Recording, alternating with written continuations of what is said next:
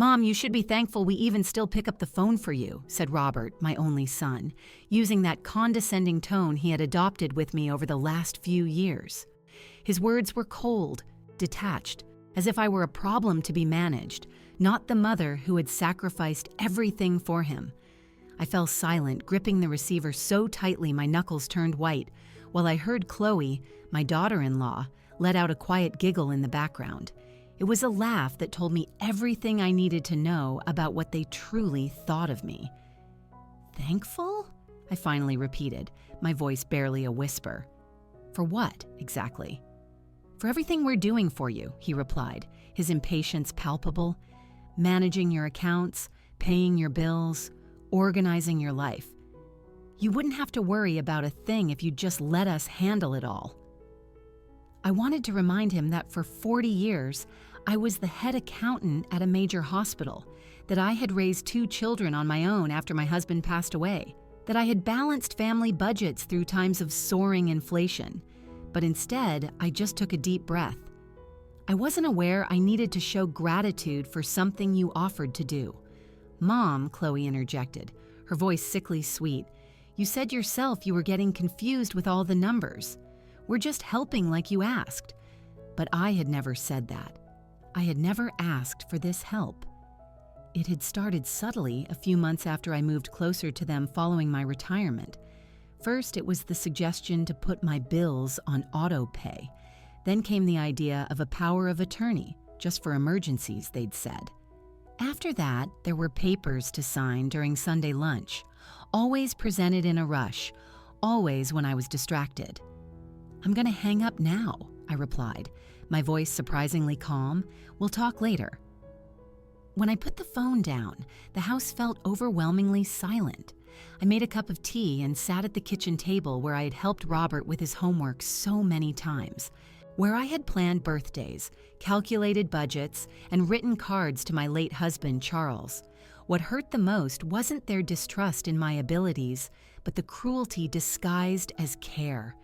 "You should be grateful," as if my very existence was a burden they were generously shouldering.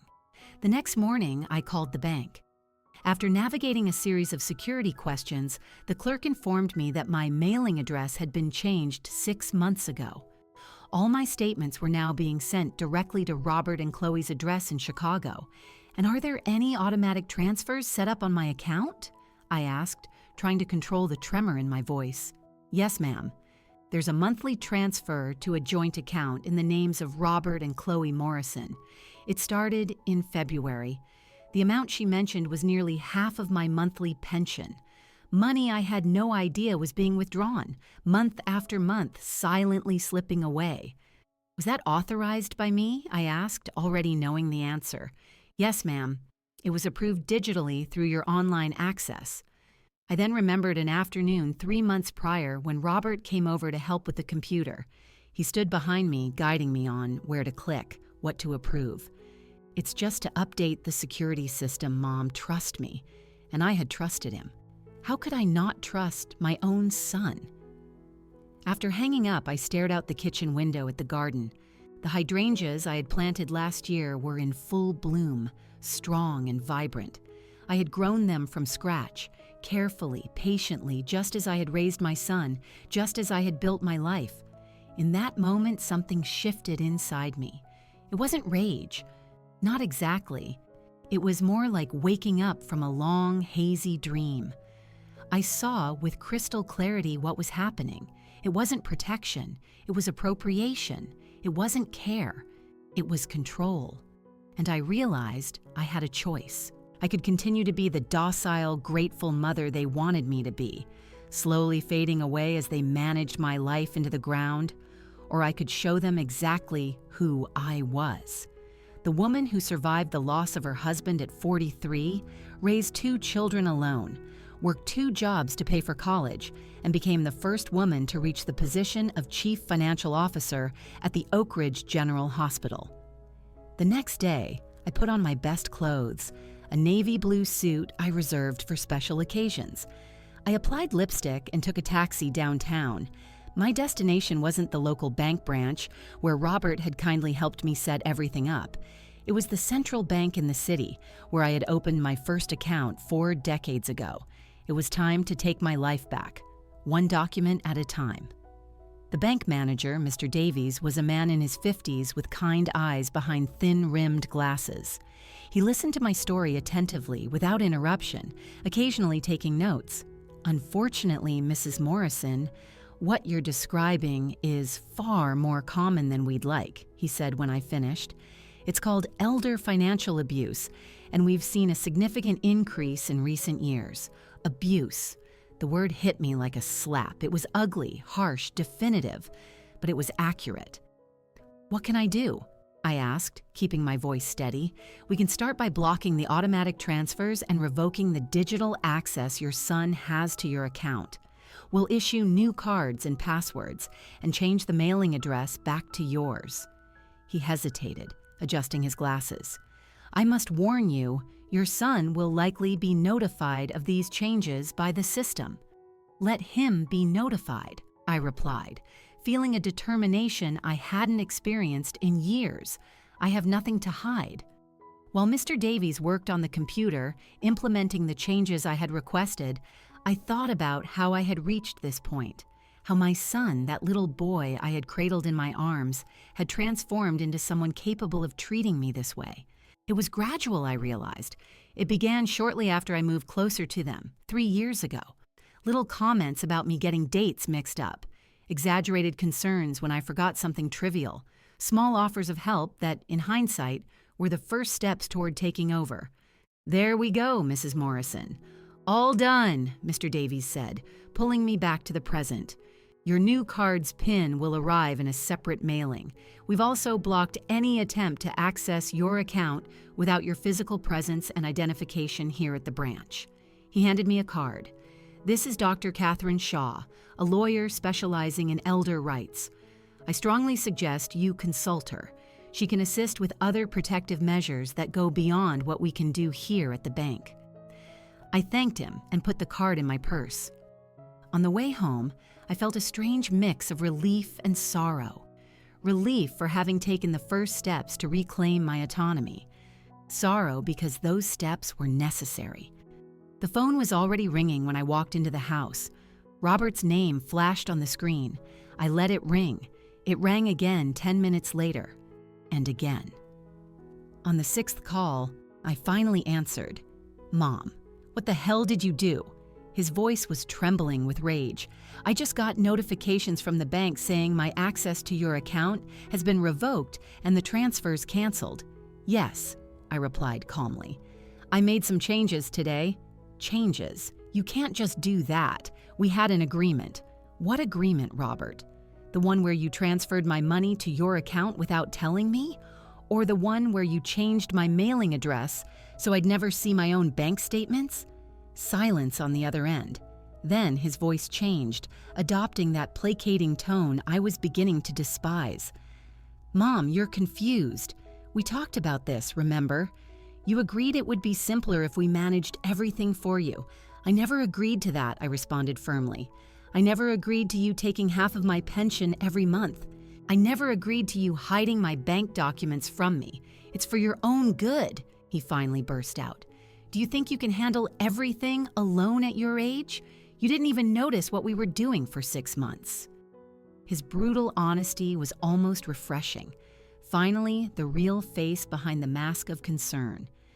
I didn't notice because I trusted you, I replied. That was my mistake. I won't be repeating it. What does that mean? He asked, his voice suddenly cautious. It means I'm taking back control of my finances. And if I discover anything else you've done without my knowledge or consent, I will take the necessary measures. Measures? Are you threatening me, Mom? I'm informing you of my decision, Robert, as an adult to an adult. He laughed. A cold, incredulous sound. Right. Let's see how long this lasts before you're begging for our help again. After I hung up, my hands were shaking so much I could barely make a cup of tea. Not from fear, but from a contained fury I hadn't felt in decades. The last time had been when Robert's school principal suggested that, as a single mother, I might not have the structure to raise a boy properly. On that occasion, I had defended my right to be a mother, Now I was defending my right to be a person. The next day, I called Dr. Catherine Shaw and scheduled a consultation.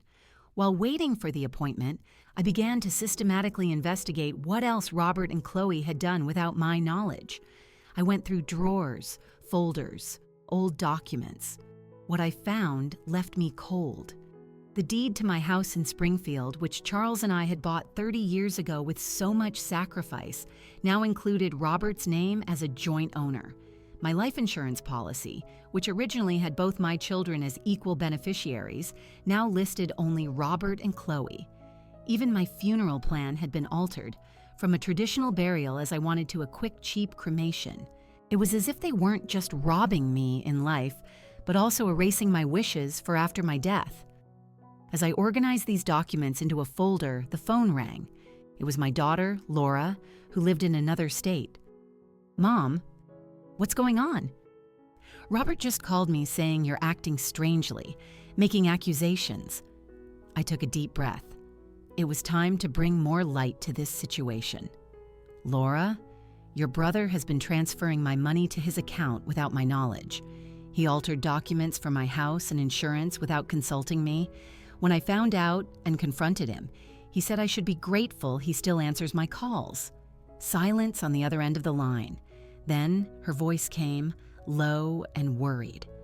"Oh my God, Mom, are you sure?" "Absolutely. I have bank statements, transfer records, everything documented. He said you're confused, that you're imagining things." Of course he said that, I thought. That's how it begins. Cast doubt on the person's sanity. Make everyone question their perception of reality. "Laura, I worked with numbers my whole life. I may be older, but I know when someone is siphoning off my money." I heard her take a deep breath. "I'm catching a flight to Denver tomorrow. I need to see this with my own eyes." When I hung up, I felt the first glimmer of hope in days. Regardless of what happened next, I would no longer be facing it alone. Dr. Catherine Shaw's office was exactly like her, elegant, direct, and without unnecessary frills. Sitting behind a dark wood desk, she listened intently as I explained my situation, with Laura by my side for moral support. My daughter had arrived the previous night, and after examining the documents I had gathered, she was horrified. "What Robert did," Dr. Shaw said when I finished, "constitutes elder financial abuse. It's both a crime and a civil offense. The good news is that you acted quickly, and we have substantial evidence." "What are our options?" Laura asked, holding my hand. "We can proceed on several fronts. First, we need to officially revoke any power of attorney Robert may have. Second, we legally contest the changes to the house deed and insurance policies, which were made without informed consent. Third, we can file a civil lawsuit to recover the misappropriated funds." The lawyer paused, looking directly at me. "There's also the option of filing a criminal complaint. What your son did is fraud." The word hung in the air, heavy and irrefutable. Fraud. Crime. My own son. "I want to get back what's mine," I said finally, "but I don't know if I want to see my son in jail." Dr. Shaw nodded sympathetically. "Many families feel the same way. We can start with the civil measures and see how Robert responds. If he cooperates, returns the funds, and signs the necessary revocations, perhaps we can avoid the criminal path." We left the office with a clear plan of action and a renewed sense of purpose. Laura, who had always been the family peacemaker, was silently furious. "I never imagined Robert would do something like this," she said as she drove back to my house. "I always thought Chloe was materialistic, but this is another level. People do terrible things when they believe they're in the right," I replied, watching the trees pass by the window, "and when they think no one is looking." That night, Laura and I went through more documents, finding even more evidence of the gradual control Robert had assumed over my financial life. Credit cards opened in my name, utility accounts transferred to his address, even an initial consultation with a real estate agent about selling my house, all without my knowledge. The doorbell rang at 9 the next morning. Robert was at the door with Chloe right behind him. Their faces showed a mixture of anger and false concern when they saw Laura open it. "What are you doing here?" he asked sharply. Visiting our mother, Laura replied coldly. Something you should try doing without bringing paperwork for her to sign. His face turned red. What are you talking about? Who's been filling your head with this nonsense? Bank statements aren't nonsense, Robert, I said, appearing behind Laura. Neither are doctored deeds or altered insurance policies. Can we come in and talk like adults? Chloe intervened, her professional smile firmly in place. I think there's been a huge misunderstanding. We let them in, but we didn't invite them to sit. Instead, Laura placed the folder of documents we had organized on the living room table. Misunderstanding? She repeated, opening the folder. Then explain why $2,500 leaves Mom's account every month directly to your joint account. Explain why her name was removed as the primary owner of the house she paid for. Explain why you were consulting realtors to sell this house without her knowledge. Chloe's smile faltered. Robert ran a hand through his hair, a gesture he'd made since childhood when caught in a lie.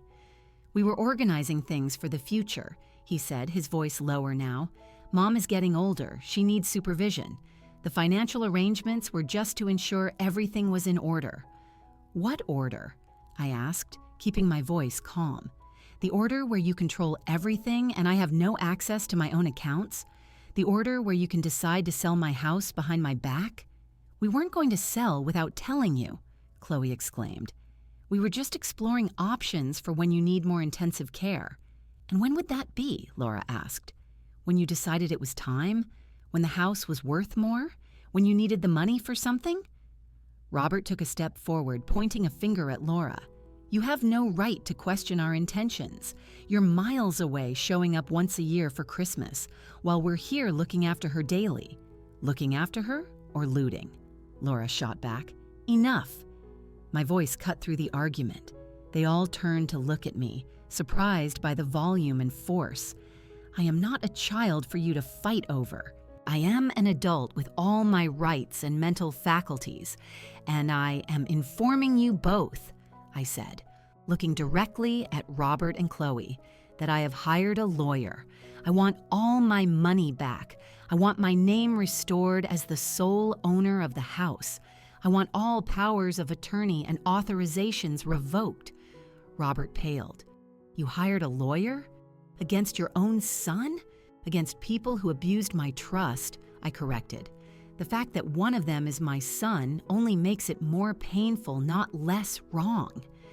Chloe let out a short, incredulous laugh. This is ridiculous. We were just trying to help. If you want to be ungrateful after everything we've done, fine. Let's go, Robert. She turned to leave, but Robert remained frozen, his eyes fixed on mine. Do you really think we stole from you? He asked, his voice almost a whisper. I don't think. I know. I have the proof right here. He glanced at the documents on the table, then back at me. Something in his eyes shifted. It wasn't remorse, not exactly, but perhaps the first flicker of comprehension. What do you want me to do? He finally asked. Return what you took. Sign the documents that Dr. Shaw is going to prepare.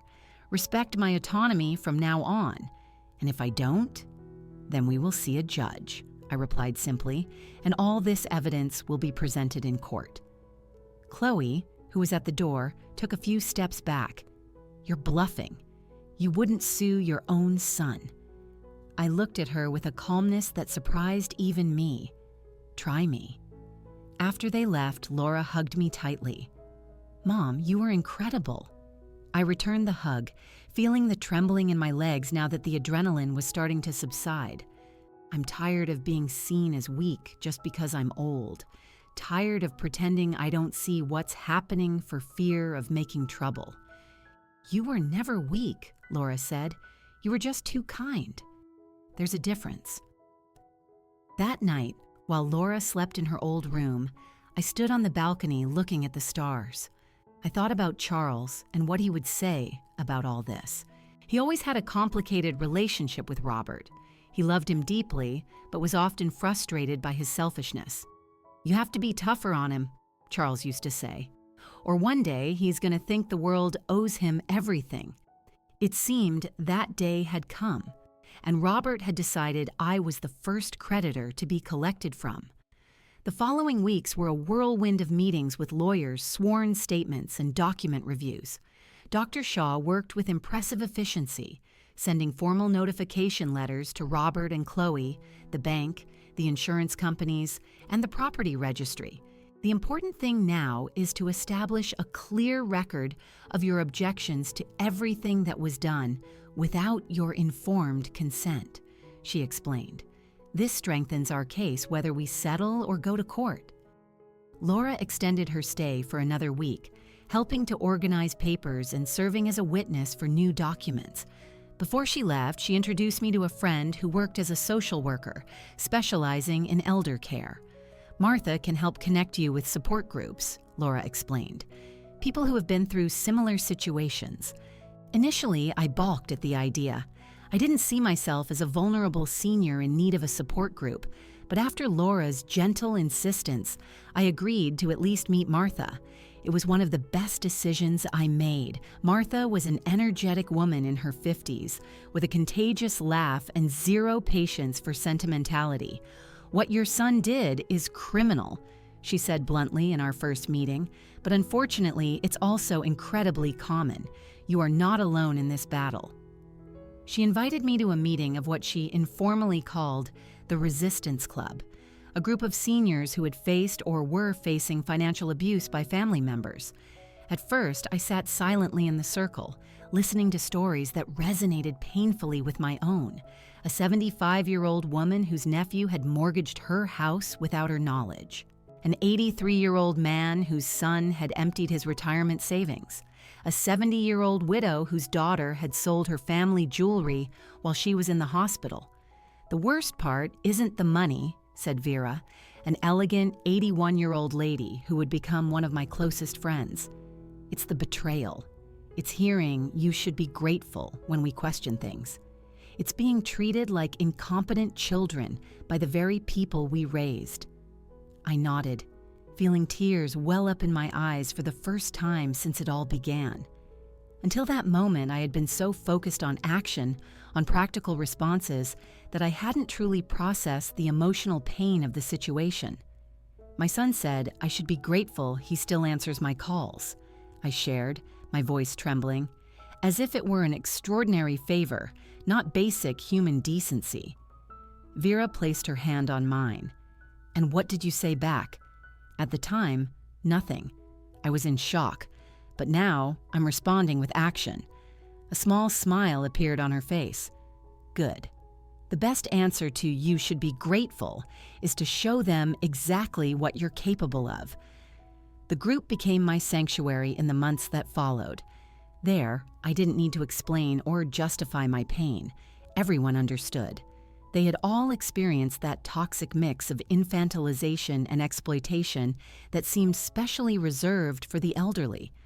Most importantly, the group helped me see that what was happening wasn't my fault.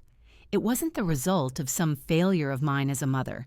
It was part of a larger pattern, a social dynamic that allowed and sometimes even encouraged the abuse of older people. One afternoon, as I was leaving a group meeting, I found Robert waiting in the parking lot, leaning against his car. My heart sped up, but I kept my posture straight and continued walking. "Mom," he called out, "can we talk?" I stopped a few feet away from him. "About what?" "About all this." He gestured vaguely. "This process, these accusations." "They aren't accusations, Robert. They are documented facts." He sighed deeply. "Look, maybe I overstepped in trying to help, but I didn't mean to hurt you." "Intent doesn't change the outcome," I replied. "And the outcome was that you abused my trust and tried to take control of my life without my consent. Is that how you see it?" His voice rose slightly. "After everything I've done for you these last few years, the visits, the groceries, fixing things around the house, things you did voluntarily, as a son, not as a down payment that gave you the right to control my life." He ran a hand through his hair, frustrated. Chloe and I separated. The revelation caught me off guard. "I'm sorry to hear that. It's your fault, you know," he continued, bitterness evident in his voice. this process, this elder rights lawyer. Chloe said she's not going to stick around to see her career get destroyed by fraud allegations. I took a deep breath, resisting the urge to accept the blame he was trying to place on my shoulders. Your actions have consequences, Robert. If your marriage was so fragile that it couldn't withstand you being held accountable for those actions, the problem isn't the process. His eyes widened, unaccustomed to this kind of resistance from me. I had always been the conciliatory mother, the one who gave in to keep the peace. "What happened to you?" he finally asked, almost whispering. "I woke up," I answered simply. I realized I deserve more than forced gratitude for scraps of consideration. We stood in silence for a moment, the weight of decades of family dynamics hanging between us. "Dr. Shaw sent the documents to your lawyer," I said finally. "Revocation of power of attorney, restoration of the house title, a restitution plan for the funds." He nodded stiffly. "I saw it. Are you going to sign?" Robert looked at the ground, then back at me. "Do I have a choice?" "We always have choices, son. I'm choosing not to be treated as incompetent anymore. You can choose to do the right thing or face a judge." When he didn't respond, I turned to leave. "Mom," he called out, his voice suddenly less confident. "After I sign, after this is all settled, are we still family?" The question caught me off guard. I stopped, but I didn't turn around. "That depends more on you than on me," I finally answered. "Family is more than blood, Robert. It's respect, trust, honor. You broke all of that, and it can't be fixed." The vulnerability in his voice almost made me turn. Maybe. With time, with genuine actions, not with empty words or false apologies. I kept walking to my car, feeling his eyes on my back. I didn't look back. In the following weeks, the legal process moved forward with surprising speed, perhaps because the evidence was so clear, or perhaps because Robert finally realized the gravity of what he had done. He signed all the documents without further resistance.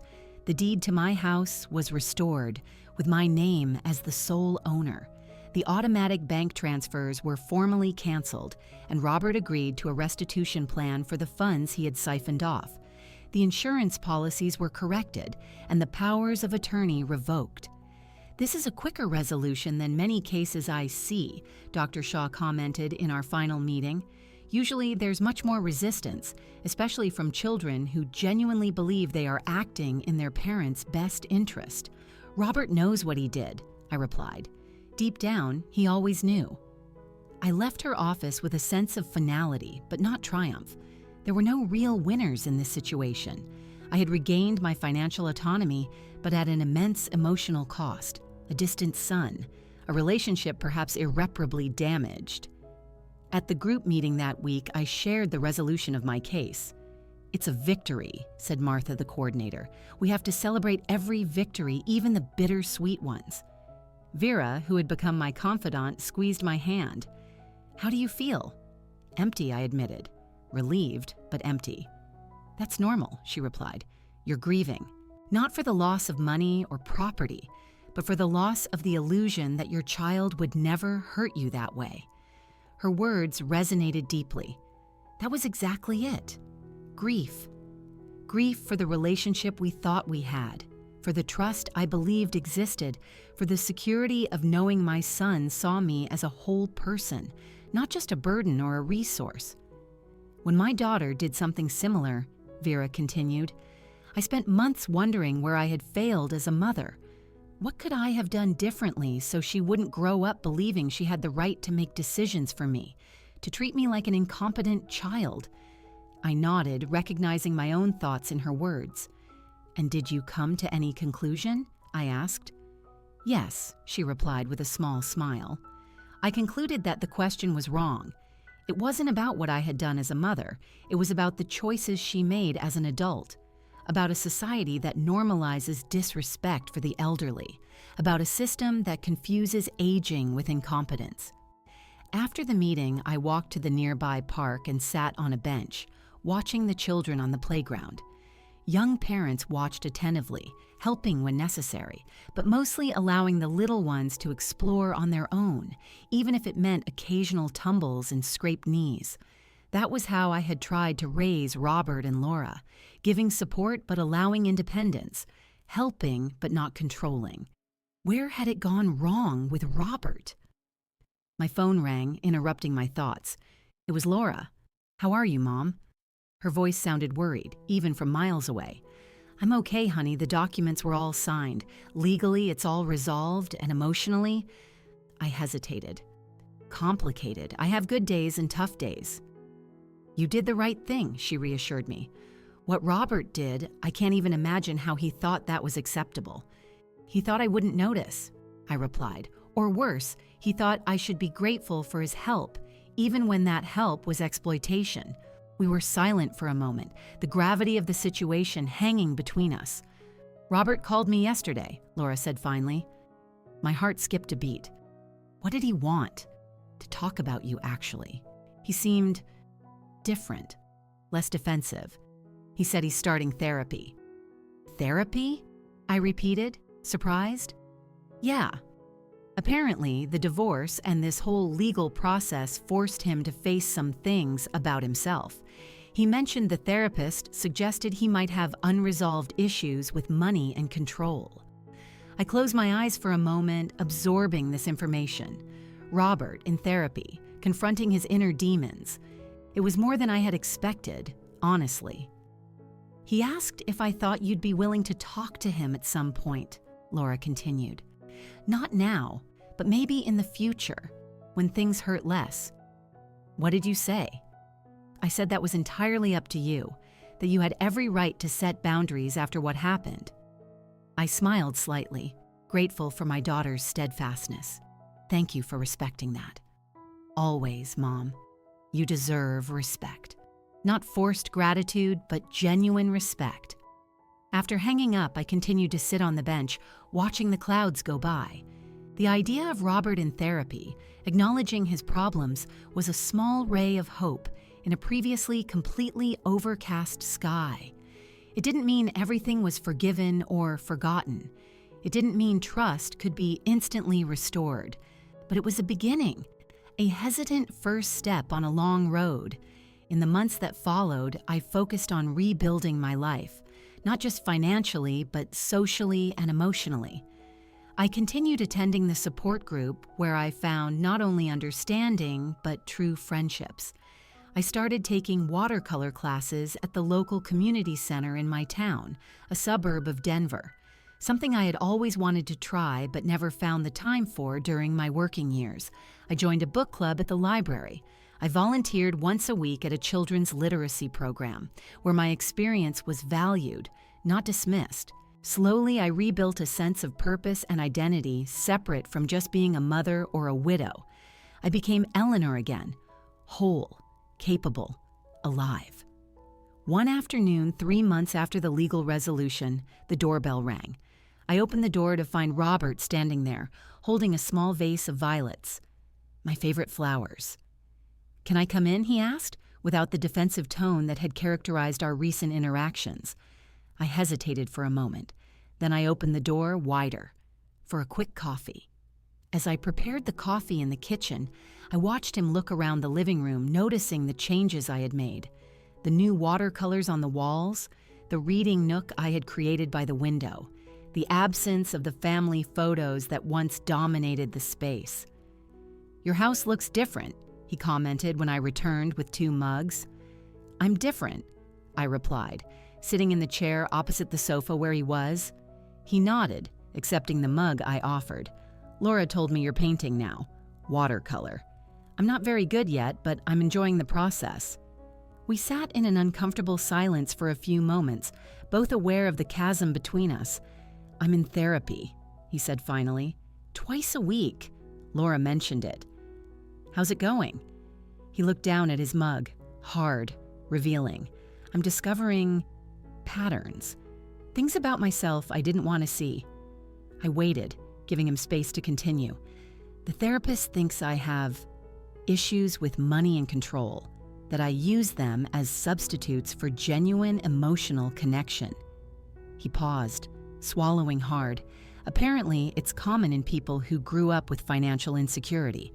I thought about the difficult years after Charles's death, the bills piling up, the extra hours I worked, the way I always made sure Robert and Laura never knew how precarious our situation sometimes was. I never wanted you kids to worry about money when you were young, I said softly. I know. You always protected us. Always put our needs first. He looked at me directly. But maybe I absorbed more than you thought. The anxiety, the fear. And instead of dealing with them in a healthy way, I turned them into a need to control everything around me, including your elderly mother, I added. No accusation in the voice, just a statement of fact.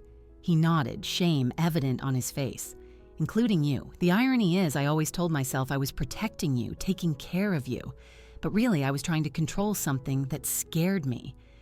The idea of me getting older, I supplied. The idea of you maybe one day needing real care. And instead of talking to me about those fears, you decided to just take over. Yes, he admitted, his voice almost a whisper. And when you resisted, when you questioned it, I got furious, as if you were being ungrateful for not appreciating my sacrifice. You should be grateful we still answer your calls. I quoted the still painful words. He closed his eyes briefly, the guilt clearly visible. There's no excuse for that. It was cruel and manipulative, and I am deeply, deeply sorry. It was the first time he had truly apologized, without justifications or mitigating explanations. Just a clear acknowledgement of the wrongdoing and the harm caused. Thank you for saying that, I replied. It means a lot to hear it. I'm not asking for your forgiveness, he continued. I know that will take time, if it ever comes. I just wanted you to know that I'm working on myself, trying to understand why I did what I did and how I can become a better person. I nodded, feeling a complex mix of emotions. Caution, hope, a pang of sadness for what we had lost. I'm proud of you for seeking help, I said finally. That takes courage. A small smile flickered on his face. I learned from you. You were always the bravest person I know. When he got up to leave a few minutes later, we stood awkwardly at the door, neither of us sure how to say goodbye. A handshake felt too formal, a hug too intimate for where we were. Can I call sometimes? He asked. Just to talk. No agenda, no attempts to help. I considered it for a moment. You can. I don't promise I'll always answer, but you can call. He nodded, accepting the boundary. It's more than I deserve. After he left, I sat down again, looking at the violets he had left. They were beautiful, delicate, but surprisingly resilient, just like the fragile hope that was beginning to bloom in my heart. 6 months passed since Robert showed up at my door with violets and words of remorse. Months of slow rebuilding, not just of the relationship with my son, but of myself.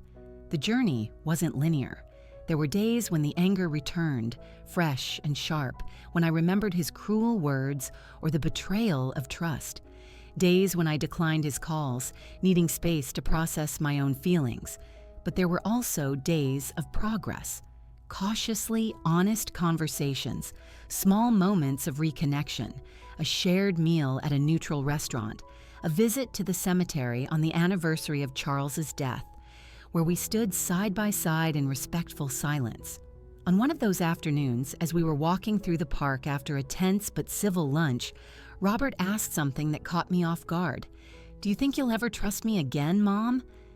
I stopped walking, considering the question with the seriousness it deserved. Honestly, I don't know. Trust, once broken like that, is very hard to fully rebuild. He nodded, accepting my answer without argument. But, I continued, I'm open to the possibility, not of going back to what we were before. That's impossible. But maybe of building something new, something based on mutual respect and clear boundaries. That's all I can ask for, he replied softly.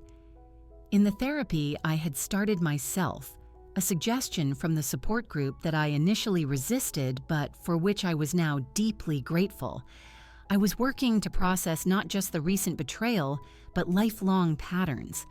I realize now how I've always put others' needs ahead of my own. I confessed to Dr. Lucia in one session. First my parents, then Charles, then the children. I always defined myself by how much I could give, never by what I myself needed or wanted. And that led you to accept less than you deserved, she observed. Exactly. Until that moment on the phone when Robert said I should be grateful, it was as if a veil had been torn. I suddenly saw clearly how I had allowed others to define my worth based on what I could do for them, not on who I am intrinsically. And who are you intrinsically, Eleanor? The question made me pause. Who was I, besides a wife, a mother, a professional? I'm finding out, I finally replied. I'm finding out that I like to paint, even if I'm never great at it, that I adore contemporary poetry and dislike science fiction, that I am stronger, more resilient, and more capable than I was ever allowed to believe, or than you allowed yourself to believe. My life expanded in unexpected ways. The support group led to genuine friendships that blossomed outside the original context. Vera and I started going to concerts together. Martha invited me to join a morning hiking group. Michael, a 72-year-old widower from the group, shyly asked me to dinner. Not a romantic date, he explained hastily, just company. At home, I made small changes that symbolized my new independence. I painted a living room wall a bright turquoise blue, a color Charles had always deemed too gaudy. I rearranged furniture to create a painting space by the window with the best light. I planted an herb garden on the balcony. Something practical, but also just for me. It was in the midst of this ongoing transformation that I received an unexpected phone call from Chloe, my former daughter-in-law, almost a year after our confrontation in my living room. "Eleanor," she said, her voice tense but controlled, "I hope I'm not bothering you." "You're not," I replied cautiously. "What can I do for you?" "I'd like to talk, in person. There are things I need to say." I hesitated, unsure of her intentions. Chloe had always been harder to read than Robert. Her polished surface rarely revealed her true motivations. "Just to talk," she added, as if sensing my doubt. "In a public place, if you prefer." I agreed to meet her at the coffee shop near the library, a neutral and busy spot. When I arrived, she was already there, sitting at a table in the back, hands clasped around an untouched cup of tea. She looked different, thinner, paler, with dark circles under her eyes that makeup couldn't quite conceal. The divorce had been hard on her too, I realized. "Thank you for coming," she said as I sat down. "I confess, I was curious," I replied. "I didn't expect to hear from you." She managed a small, humorless smile. "I imagine not, especially after everything." We sat in silence for a moment, the tension almost palpable between us. "I made a mistake," she said finally, looking at me directly. "Several mistakes, in fact, and I wanted to acknowledge that to you." Of all the things I had imagined Chloe might say, an admission of fault was not among them. What Robert and I did wasn't just legally wrong. It was morally wrong, disrespectful, cruel even. I waited, letting her continue. "I think I convinced myself that we were really helping, that it was for your own good. But the truth is, it was about control, about money, about feeling important and necessary, and about believing I was incapable of taking care of myself," I added. "Yes," she admitted. "We did that without even realizing how profoundly disrespectful it was. And for that, I am sincerely sorry." I studied her face, searching for signs of manipulation or insincerity. But for the first time since I'd met her, Chloe seemed genuinely vulnerable, the layers of professional sophistication momentarily stripped away. "May I ask what brought on this change of perspective?" I inquired. She stirred her tea, a nervous gesture unusual for her. "My mother was diagnosed with early-onset Parkinson's. I'm helping her navigate the healthcare system, the financial issues, and suddenly, I saw myself on the other side of the equation. Her eyes met mine again. I realized how devastating it would be if someone, even someone who loves you, started making decisions without your permission, speaking for you as if you weren't in the room, treating your autonomy as an obstacle to be managed, not a right to be respected. I nodded, understanding. Sometimes it's only when we're put in another's position that we truly understand the impact of our actions. I realized we were treating you exactly like that, she continued, and it shames me deeply. Thank you for acknowledging that, I replied, genuinely moved by her honesty. It means a lot. I'm not asking for forgiveness, she clarified, nor am I trying to restart any kind of relationship. I just needed you to know that I recognize the mistake, that I regret it, and that I'm trying to do better. With my mother, with other older people in my life. That's a valuable thing, Chloe. We finished our coffee in a silent truce, not exactly friendly, but no longer hostile. Before we parted, she handed me a small envelope. A gift card for that art supply store, she said, managing a slight, genuine smile this time. Good luck with your art, Eleanor, and with everything else. As I walked home after the meeting, reflecting on the unexpected conversation, I realized something had shifted within me. The knot of resentment I had carried for so long had loosened slightly, not gone completely. Some wounds leave permanent scars, but less constricting, less dominant. Forgiveness, I was discovering, was not a singular event, but a process. It wasn't something granted once and for all, but something that needed to be renewed daily, sometimes hourly. It wasn't for the benefit of the offender, but for my own peace of mind. And most importantly, forgiveness didn't mean allowing the same patterns to repeat. It didn't mean giving up the boundaries I had so painfully established. It just meant I was choosing not to let the pain continue to define me.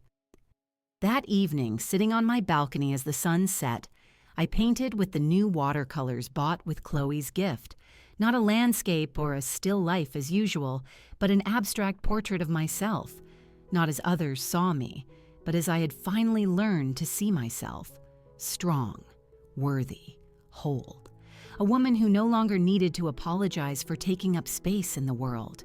A woman who knew that true gratitude can only exist where there is mutual respect. A woman who, at 70 years old, was finally understanding her own value. 18 months had passed since that fateful phone call. 18 months since I heard my son say I should be grateful he still answered my calls. A lifetime in some ways, just a moment in others. On a sunny spring Sunday, my house was filled with voices, laughter, and the scent of fresh coffee. The support group that had been my refuge in the darkest times was gathered to celebrate Vera's 83rd birthday, and she was more vibrant than ever. Who would have thought, she commented, as I poured more coffee, that a group formed because of family betrayals would become our new family?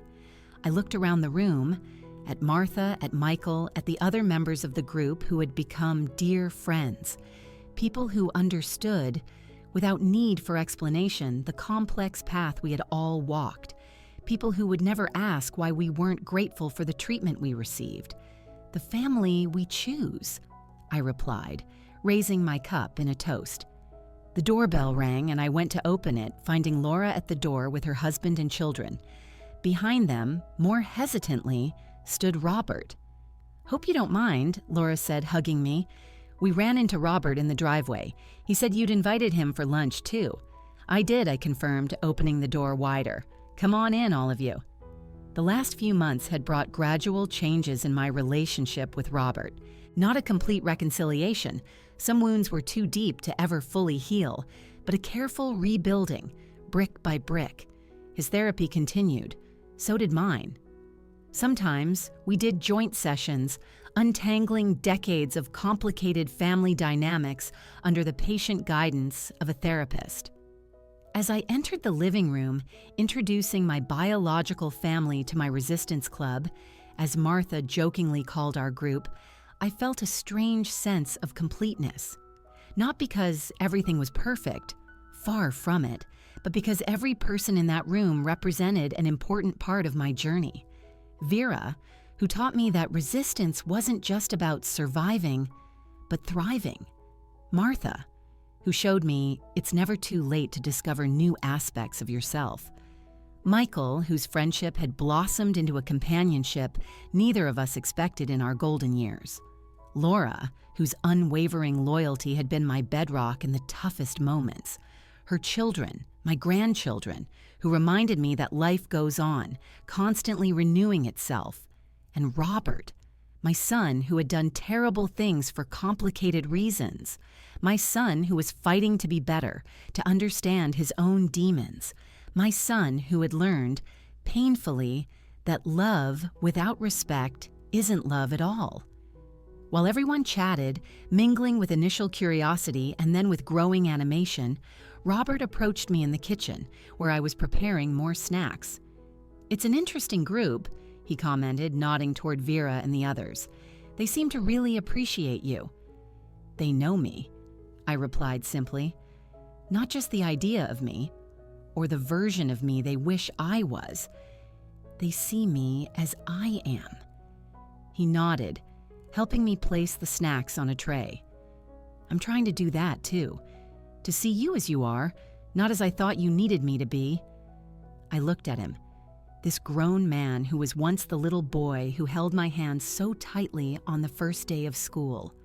This man who had hurt me so deeply and who was now trying day by day to repair the damage he had caused. "I know you are," I acknowledged, "and I appreciate the effort." "It's not effort," he said, surprising me. "It's growth. Painful sometimes, but it's growth."